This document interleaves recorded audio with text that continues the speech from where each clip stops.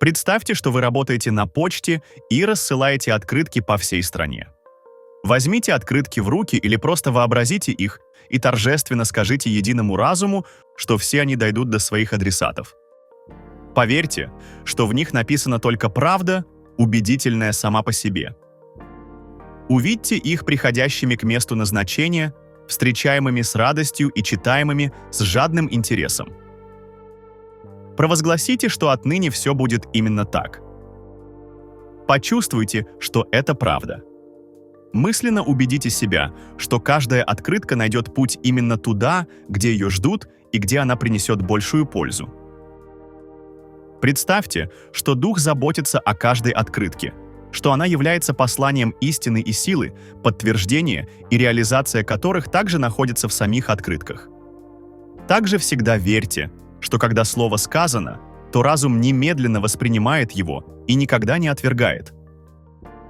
Наша роль в творении заключается в том, чтобы знать это и желать делать все, что в наших силах, без спешки и беспокойства, и прежде всего полностью доверить Духу, сделать все остальное. Тот, кто видит истину яснее других и верит сильнее других, получит и самые замечательные подтверждения своей правоты. Этим человеком должны стать вы, и вы будете им, как только избавитесь от предубеждений, и к вам придет осознание, что существует только одна сила, только одна действительность. Мы окутаны бесконечными любовью и разумом, и нам следует самим приникать к ним и верить в их защиту от зла всего мира.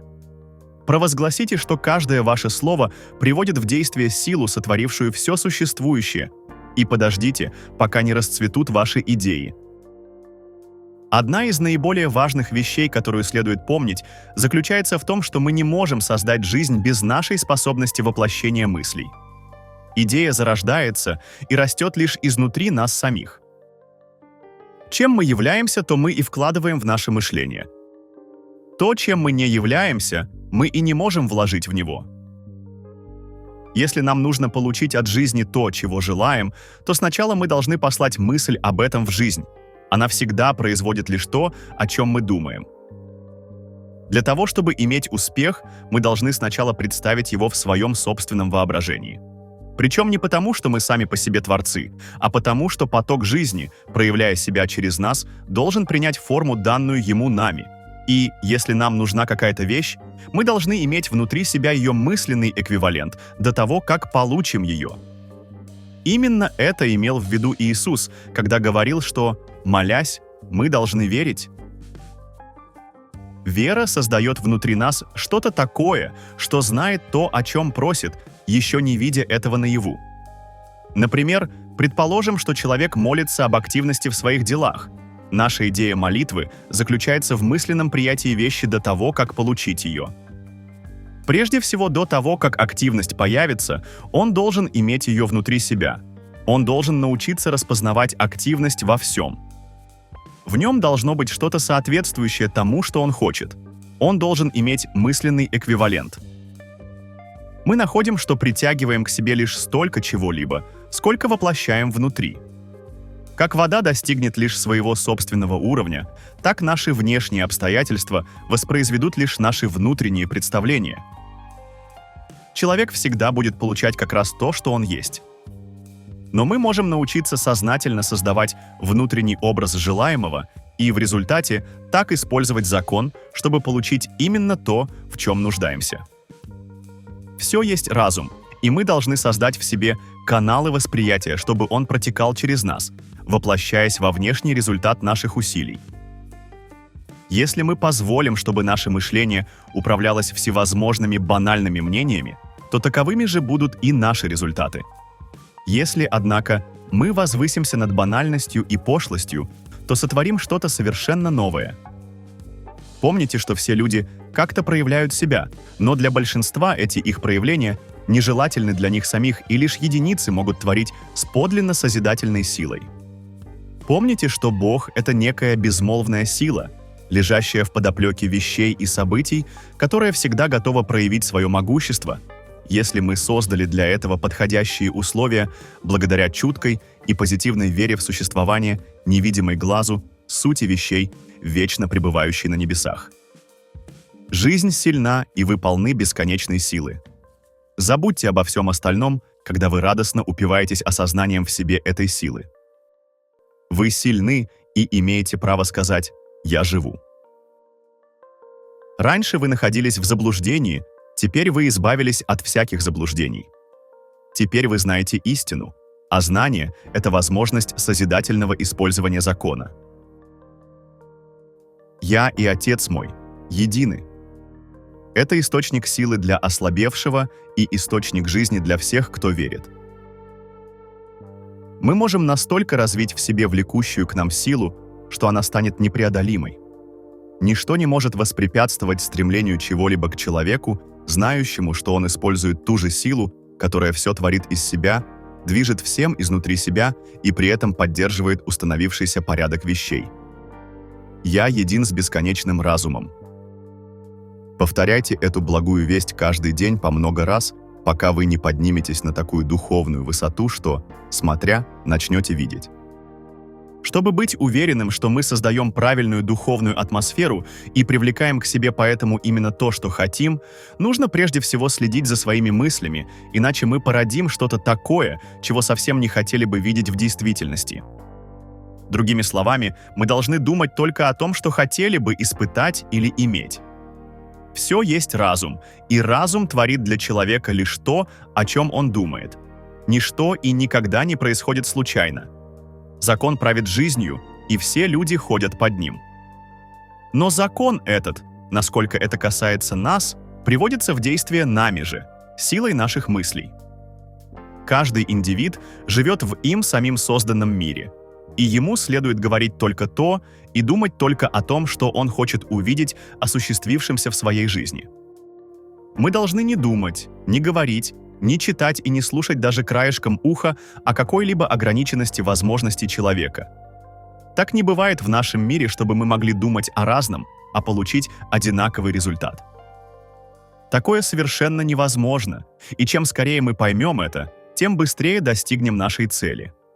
Конечно, это совсем не значит, что мы должны бояться думать вообще, чтобы не создавать неправильные образы. Мы имеем лишь в виду, что способ мышления большинства людей может приводить только к неудачам, и именно поэтому столь немногие преуспевают в жизни. Стремящийся к успеху человек никогда не позволит своему уму слишком долго задерживаться на прошлых ошибках. Он склонен прощать и себе, и другим. Если он сделает ошибку, то тут же постарается забыть о ней, ведь он знает, что пока он искренне стремится к благу, ничто во всей Вселенной не сможет противостоять ему. Бог не проклинает никого и ничто, только человек проклинает всех и все. Бог не создает что-либо, соревнуясь с другими своим могуществом. Бог знает, что его слово сразу становится делом. И если в нас есть что-то от божественной природы, то мы должны знать о своей жизни то же, что Бог знает о своей. Я – хозяин моей судьбы, я – капитан моей души. Человек, который умеет управлять своими мыслями, может делать и иметь все, что он хочет делать и иметь, все оказывается в его руках по первому требованию. Однако он должен помнить, что все полученное должно использоваться, а не лежать без движения. Созидание всегда в движении и развитии, и мы имеем лишь столько, сколько способны использовать. Лишнее привело бы к застою. Мы совершенно освободились от мысли цепляться за что-то или кого-то. Разве великий принцип жизни не в состоянии создавать для нас быстрее, чем мы можем потратить или использовать? Вселенная неистощима и бесконечна, она не знает границ и не имеет пределов. Во всем, что мы хотим, имеем или когда-нибудь будем иметь, мы опираемся не на тростинку, колеблемую ветром, а на принцип самой жизни. Это не какое-то могущество или даже великое могущество, а всемогущество мира, и мы не устанем утверждать это опять и опять. Единственное, что нам нужно делать, это верить и поступать в соответствии с этим, никогда не колеблясь даже на миг, что бы ни случилось. Поступая так, мы обнаружим, что события неуклонно идут согласно нашим желаниям, и все происходит без тех чрезмерных усилий, которые разрушают покой у большинства людей. Мы знаем, что у божественного разума не бывает неудач, и он — это та сила, на которую мы полагаемся. Но из того, что мы полагаемся на божественный разум, совсем не следует, что мы не должны делать свою часть работы. Бог будет действовать через нас, если мы дадим Ему такую возможность, но поступать мы должны так, как если бы полагались на себя. Наша задача — верить и затем с верой действовать. Иисус пришел к гробу Лазаря, веря и зная, что Бог действует через него. Нам часто приходится идти куда-то или что-то делать, и мы должны с глубокой убежденностью помнить, что повсюду нас сопровождает могущественная сила, которой ничто не может противостоять.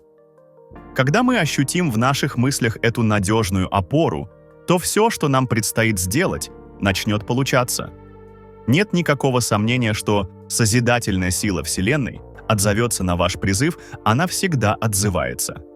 Так что нам незачем беспокоиться о себе, надо лишь попросить с благодарением. Когда Христос говорил «По вере вашей да будет вам», Он высказывал одну из глубоких истин, которые были так ясны для Него, но которые мы только начинаем постигать. Он знал, что все создается из разума, и что без позитивного восприятия его человеком нет той литейной формы, в которую разум может отлиться. В разуме Бога существует идеальная форма для отливок – истинное знание, но разум человека не всегда обладает этим знанием. Поскольку Бог может сделать что-то для нас только через нас, то без нашего позитивного приятия ничего не может быть создано. Но когда мы поймем закон и то, как он воплощается в жизнь, мы создадим полное внутреннее восприятие Бога. Поступая так, мы даем возможность разуму действовать и одарять нас. Причина, по которой мы просим и сразу же благодарим, заключается в том, что мы с самого начала знаем, что получим то, о чем просим, и поэтому не можем не быть благодарны. Это состояние признательности Духу приводит нас в тесное соприкосновение с Его могуществом и наполняет истинной реальностью все, с чем мы имеем дело. Без такой благодарной веры мы мало что способны сделать. Будем же стараться быть благодарными, насколько это в наших силах.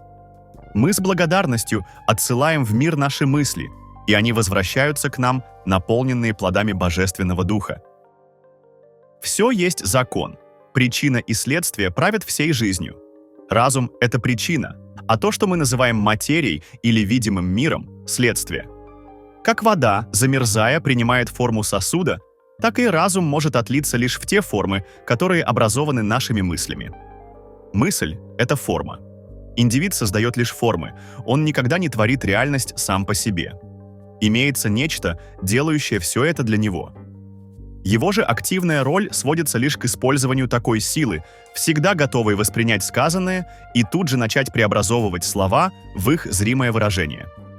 Однако большинство из нас производит лишь очень убогие формы, и к тому же они так быстро меняются, что больше всего похожи на мелькающие предметы за окном движущейся машины. Мы уже наделены могуществом, оно – дар Всевышнего в земном выражении. Но наше невежество при его использовании привело к созданию негодных форм, которые, в свою очередь, вынуждают разум воспроизводить посланные ему мысли.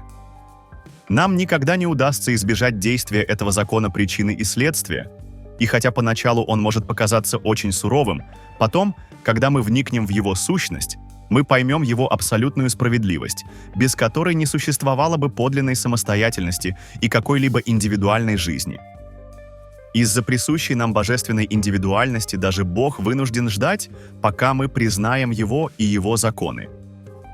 Занятые бизнесом люди хорошо сделают, если запомнят это, и так сформируют свое мышление, что будут хотеть получить именно то, что они посылают разуму. Не допускайте и мысли о разладе дела и упадке духа. Думайте лишь о позитивной убежденности, о надежде на успех, о божественной активности, о чувстве, что с Богом вы всемогущи, о вере, что мы одно с великим разумом. Осознание того, что мы имеем дело с одной, а не с двумя силами, позволяет нам мыслить с большей ясностью. Мы больше не беспокоимся о конкуренции, о противодействии или о неудаче, поскольку не существует ничего, кроме жизни, и эта жизнь постоянно дает нам все, что бы мы ни попросили, ни захотели или о чем бы ни подумали, обращаясь к ней. Теперь нам ясно, насколько важно, чтобы мысли были сосредоточены на чем-то одном, чтобы мы всегда думали только о том, что хотим, не позволяя уму задерживаться на чем-либо еще. Вот путь, по которому через нас действует дух. Все достижения происходят внутри нас самих. Созидание вечно протекает через все существующее. Закон всегда работает согласно этой внутренней структуре. Мы не боремся с обстоятельствами, мы используем принципы, которые творят обстоятельства. То, что мы можем охватить мысленно, мы можем и воплотить, каким бы невероятным это ни казалось со стороны. Все вещи вне нас — это лишь оболочка внутренней активности мысли. Вы сами легко можете убедиться в этом. Если вы работаете кем-то, скажем, продаете мороженое в киоске, и дела идут неважно, то взгляните внимательнее на собственные мысли и проанализируйте их. Вы обнаружите в них закоренелую уверенность, что работа ваша плохая. В ваших мыслях не найдется никакого ощущения успеха, и вы совсем не ожидаете наплыва покупателей. Теперь предположим, что вы с кем-то прогуливаетесь, и ваш спутник говорит: «В чем дело? Почему вы не расширяете ваш бизнес?» На это был бы, вероятно, ответ: «Кажется, людям не нравится, что я продаю». Или, возможно, что-то вроде: «Я слишком стар, чтобы конкурировать с прыткой молодежью». Или даже: «Ну, времена нынче тяжелые». Все это негативные мысли. Пусть теперь человек, с которым вы разговаривали, не поверил ни единому вашему слову. Он знает, что подлинная причина скрыта в разуме, а не в материи, и говорит вам: «Все дело в вашем собственном сознании. Ваша беда, что в вас нет ощущения успеха». Возможно, вы уже слышали что-то подобное, и поэтому спросите, что он имеет в виду, или, может быть, вы подумаете, что он говорит что-то странное. Но будем считать, само собой разумеющимся, что вы настолько заинтересованы в успехе своего дела и хотите что-то предпринять, что и в этом случае попросите разъяснений. Он начнет рассказывать вам, что все есть разум, что ничто не шелохнется, пока разум не подействует, и что вы – один из центров этого разума. Вы никак не поймете, какое отношение это все имеет к вашему бизнесу, но он начинает объяснять, что ваше собственное мышление определяет, будет ли ваш бизнес успешным или неудачным. Тут вы начинаете возмущаться, не хочет ли он сказать, что вы сами хотите неудач. Конечно, он знает, что это не так, и объяснит, что, хотя вы и желаете успеха, но постоянно думаете о неудачах, боитесь их, и что существует закон, который воплощает ваши мысли, никогда не задавая вопросов, а сразу превращая мысль в реальность. В свою очередь, спутник спрашивает вас: а как что-либо появляется на свет? Это заставляет вас задуматься, и, естественно, вы приходите к заключению, что было время, когда не существовало ничего, кроме жизни, так что все, что появилось, должно было возникнуть из этой жизни, поскольку все видимое должно возникнуть из невидимого.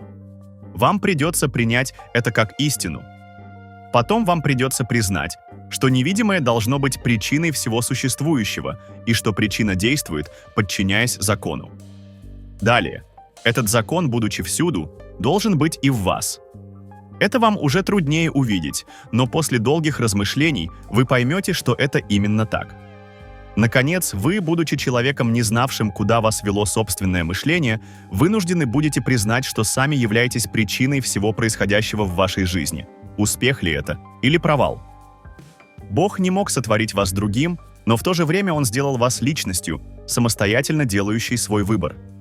Это так ясно. И что же теперь, узнав все это, вам надо делать? Каждый раз, когда вы подумаете о неудаче, вам следует заменять эту мысль сильными и яркими мыслями об успехе. Вы будете вговаривать активность в ваш бизнес. Каждый день вы будете мысленно видеть лишь увеличение этой активности и знать, что при этом используете универсальный закон. И поэтому ваша мысль так же безошибочна и несомненна, как и мысль Бога. Каждый день вы будете отдавать в великий созидательный разум в точности то, свершение чего вы хотите. Вы будете видеть лишь то, что желаете, и в сокровенном молчании вашей души вы будете говорить о чем-то, и это будет делаться для вас. Вы придете к вере, что через вас и ваши дела протекает великий поток божественной любви. И вы будете благодарны за эту любовь. Она заполнит вашу жизнь. Она успокоит вашу душу. Вы станете другим человеком. В вас будет столько бодрости и решительности, что люди будут удивляться вашей энергии. Они начнут хотеть встречаться с вами. При вас они будут чувствовать душевный подъем. и в течение нескольких месяцев к вам придет успех. К вам будут приходить и спрашивать, как вы этого добились? И ответ будет тот же самый, какой вы получили несколько месяцев назад. Пусть то же самое проделает человек, выступающий на публике. Пусть он каждый день мысленно видит толпы людей, приходящих послушать его. Пусть он не видит ничего другого. И он испытает то, что видит в своем воображении, и к чему стремится. Всегда помните эти истины. Жизнь творит изнутри нас вовне, а не наоборот. Вы являетесь центром сил, определяющих вашу собственную жизнь. Будьте верны своим убеждениям и не принимайте ложных советов. Мир полон нытиков. Отворачивайтесь от них, от любого, каким бы великим человеком он вам ни казался. У вас нет времени, чтобы тратить его на что-либо негативное. Вы достигли успеха, и каждый день вы обращаетесь к закону только с теми мыслями, воплощения которых хотите. И закон все время работает для вас. Страх перед чем-либо исчез, и вы знаете, что нет ничего, кроме единственной силы во всей Вселенной. Счастлив тот, кто знает эту величайшую из истин. Все вообще сводится к нашей духовной способности управлять собственным мышлением. Умеющий это может иметь, что захочет, делать, что пожелает, и стать, кем стремится. И с ним – жизнь, Бог и Вселенная.